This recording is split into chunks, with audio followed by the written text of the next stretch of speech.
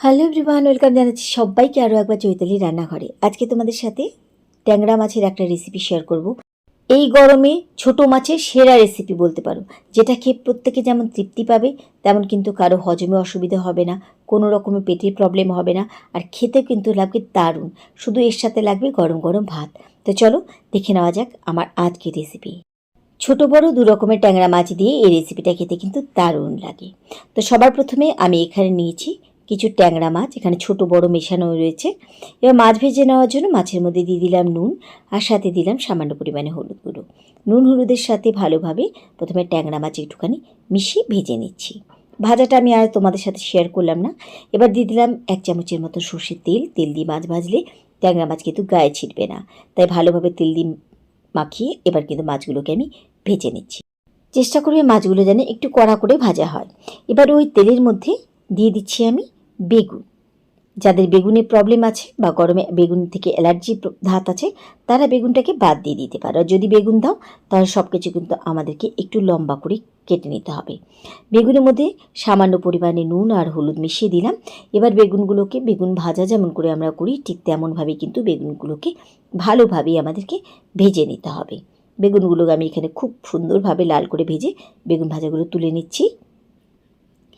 এবার এই তেলের মধ্যে দিয়ে দিলাম প্রথমে একটা শুকনো লঙ্কা ফোড়ন, সাথে দিলাম 1/2 চামচের মতন কালো জিরে ফোড়ন।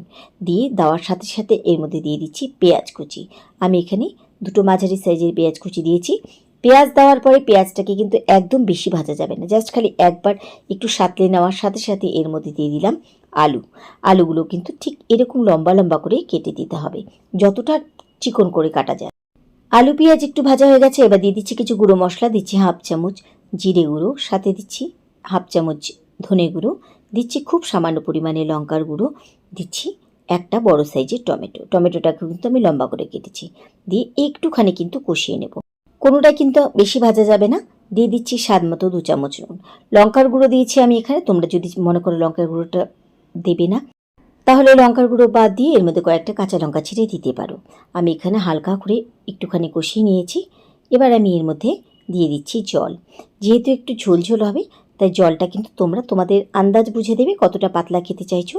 জলের সাথে ভালোভাবে এখানে মিশিয়ে নিলাম।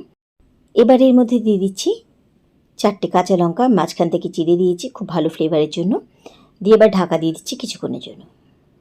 ফিরে আসলাম কিছুক্ষণ পর। এর মধ্যে ভালোভাবে ঝোল ফোটা শুরু হয়ে গেছে। আর আলুগুলো যেহেতু আমরা পাতলা করে কেটেছিলাম, তাই আলুগুলো কিন্তু খুব তাড়াতাড়ি সেদ্ধ হয়ে যাবে। নামিয়ে নেওয়ার আগে এর মধ্যে ছড়িয়ে দিলাম কিছুটা ধনেপাতা, দিয়ে আবার একটু ঢেকে দিলাম। ঢেকে দেওয়ার পরে এবার ঝোল যখন একটু টেনে এসেছে, এবার এর মধ্যে আগে থেকে ভেজে রাখা মাছগুলো দিয়ে দিচ্ছি। মাছগুলো দিয়ে কিন্তু 2 মিনিটের বেশি ফোটানো যাবে না। 2 মিনিট ফুটিয়ে কিন্তু মাছগুলোকে নামিয়ে নিতে হবে। তাই মাছগুলো কিন্তু একটু কড়া করে ভাজবে, নাহলে ট্যাংরা মাছের যে একটা আষ্টি ফ্লেভার থাকে, ওতে কিন্তু পুরো ঝোলের স্বাদটাকে নষ্ট করে দেবে। মাছ দেওয়া পরেই 2 মিনিট ফুটিয়ে নিয়েছি। এবার আমি কিন্তু নামিয়ে নেব। ঠিক নামানোর আগের মুহূর্তে এর মধ্যে এবার দিয়ে দিচ্ছি আগে থেকে ভেজে রাখা বেগুন। তাই বেগুনগুলো কিন্তু প্রথমে আমাদের খুব ভালোভাবে ভেজে নিতে হবে, যেন বেগুনগুলো ঝোলে পড়ে একদম গলে না যায়, ভাজা অবস্থায় গোটা গোটা থাকে। বেগুনগুলো দিয়ে বেগুনের সাথে মিশিয়ে নিলাম। ব্যাস, তৈরি হয়ে গেল আমাদের এই গরমে খাবার মতো দুর্দান্ত স্বাদের একটা মাছের ঝোলের রেসিপি। আশা করি আমার আজকের এই মাছের ঝোলের রেসিপি তোমাদের ভালো লেগেছে। রেসিপি ভালো লাগলে বরাবরের মতো কিন্তু লাইক শেয়ার করতে ভুলো না। তাহলে আজকের মতো এটুকুই। সবাইকে ধন্যবাদ জানিয়ে আজকে এখানে বিদায় নিচ্ছি। দেখা হবে আবার অন্য কোনো রেসিপির সাথে অন্য কোনো দিন। সে পর্যন্ত সবাই খুব ভালো থেকো, সুস্থ থেকো।